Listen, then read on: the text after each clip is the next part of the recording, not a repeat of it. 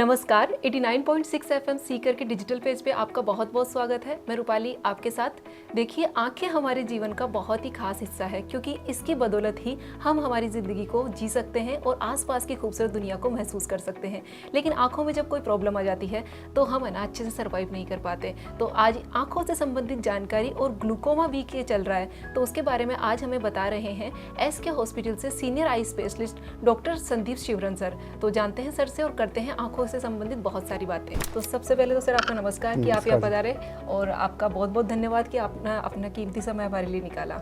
तो सर बताइए कि ग्लूकोमा क्या होता है? ग्लूकोमा क्या होता है कि आंखों के अंदर एक लिक्विड होता है एक्वस ह्यूमर, जो एंटीरियर चैम्बर में होता है, उसका प्रेशर बढ़ जाता है आंखों में, तो उसकी वजह से ग्लूकोमा हो जाता है। जैसे अपना नॉर्मल ब्लड प्रेशर होता है, वैसे ही आंखों का भी नॉर्मल प्रेशर होता है, तो 10 से 20 होता है। अब 10 से 20 की रेंज में अगर 20 से ज़्यादा हो गया, ये प्रेशर बढ़ गया, तो ये ग्लूकोमा हो जाता है। और ग्लूकोमा में क्या होता है कि ग्लूकोमा में जो अपनी ऑप्टिक नर्व होती है, उसमें प्रेशर बढ़ता है। उसमें प्रेशर बढ़ने की वजह से जो रोशनी, आंखों की रोशनी उसी से अपने मस्तिष्क में जाती है। अब जैसे जैसे आंखों का प्रेशर बढ़ता जाता है, वैसे वैसे ऑप्टिक नर्व पे प्रेशर पड़ता है और अपना जो विजन है वो धीरे धीरे लॉस होने लग जाता है। अब ग्लूकोमा का है कि आम जनता में ग्लूकोमा को क्या कहते हैं, तो ग्लूकोमा को नॉर्मली अपन आम भाषा में जो अपने शेखावाटी एरिया में, उसमें तो अपन इसको गोबा कहते हैं, जो आम आपने सुना होगा कि गोबा, या फिर इसको काला पानी कहते हैं, या फिर काला मोतिया कहते हैं। तो ये 2-3 टर्म हैं जो यूज़ करी जाती है नॉर्मल आम पब्लिक के अंदर। काला पानी भी कहते हैं, काला मोतिया भी कहते हैं, या फिर जो आम जनता आपने सुना हो गोबा। तो ये ग्लूकोमा है। तो सर इसमें होता क्या है आंखों के अंदर, मतलब देखने में क्या लगता है? अच्छा, ग्लूकोमा में देखने में ये होता है कि जैसे अपना जो विजन होता है वो दो टाइप का विजन होता है। एक तो होता है सेंट्रल विजन और एक होता है पेरिफेरल विजन।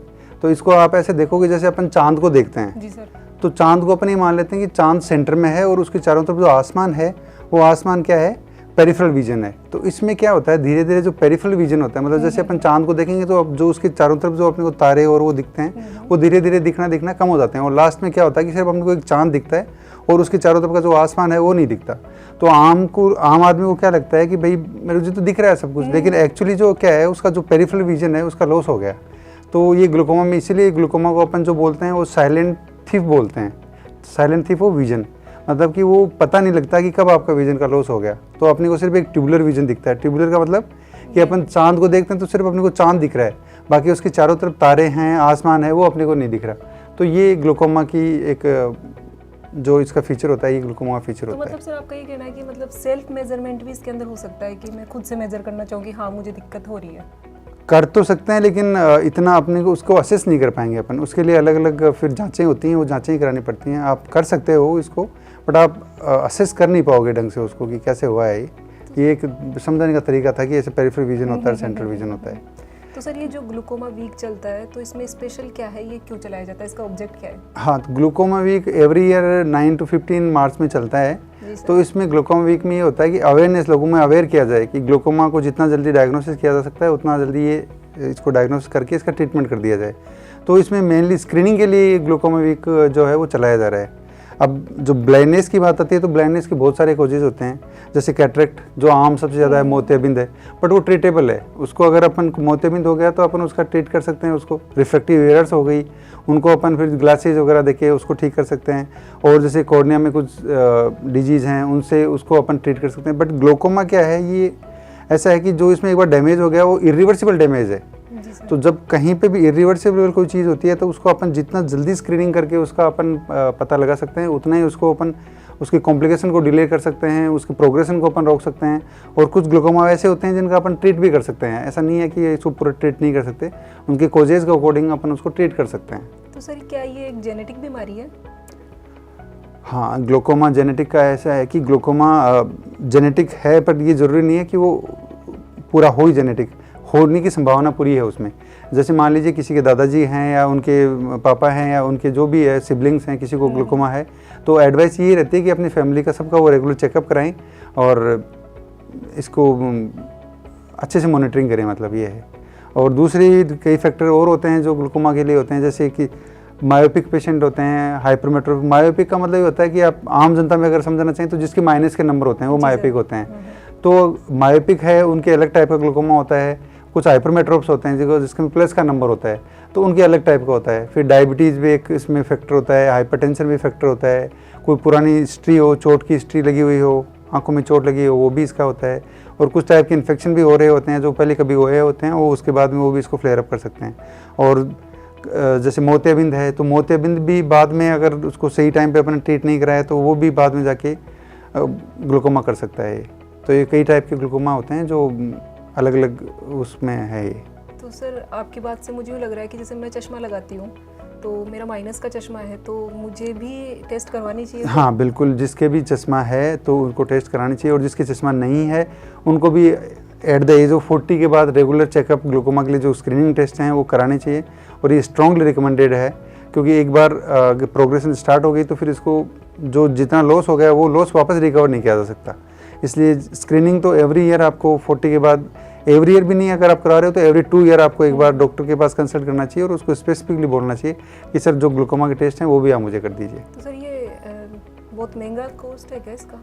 नहीं, ग्लूकोमा का इतना कुछ नहीं है। एक तो प्रेशर चेक करने के लिए होता है, उसके बाद में फंडस चेक करके उसमें उसके देखते हैं कि कोई फंडस का मतलब रेटिना की जांच करके देखते हैं कि इसमें कोई प्रेशर की सिम्टम तो नहीं आ रहे हैं। और दूसरा अगर किसी में आ रहे होते हैं तो फिर एक पेरीमेट्री जैसा टेस्ट होता है जो अपने आईएस के हॉस्पिटल में है यहाँ पे, तो वो आप करवा सकते हो। वो आप डॉक्टर रिकमेंड करेगा तो वो टेस्ट हम फिर करते हैं उसको।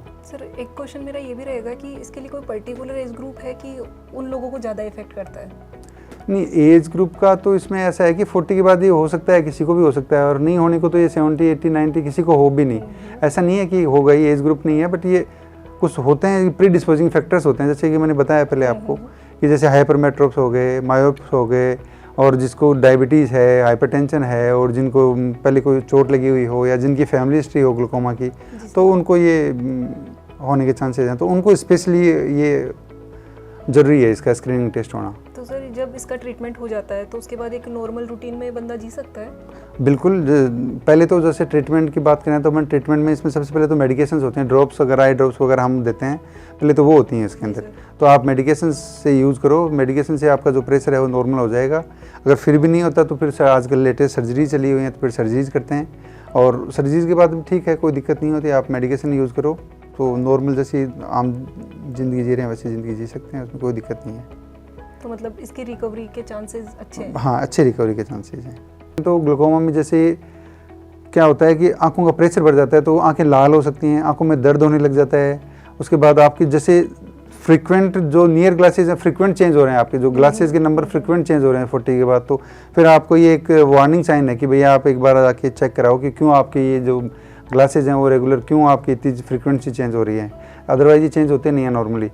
तो ये चीज़ें हैं जो आपको, जैसे आँख लाल हो गई, दर्द होने लग गया, जैसे जनता आम जो पब्लिक है वो बोलती है कि मुझे वो गोबा लग रहा है, तो जैसे ये गोबा वाले सिम्टम हैं या कंटिन्यू आपका सर दर्द बना हुआ है, तो फिर आप एक बार जाके कंसल्ट जरूर करें आई स्पेशलिस्ट से कि मुझे कहीं ये तो नहीं हो रहा है, इसका स्टार्टिंग तो नहीं हो गई मुझे। मतलब सर आईज बहुत एक सेंसिटिव चीज़ है, तो इसकी अवेयरनेस ही इसका इलाज है, आपका ये कहना है? बिल्कुल।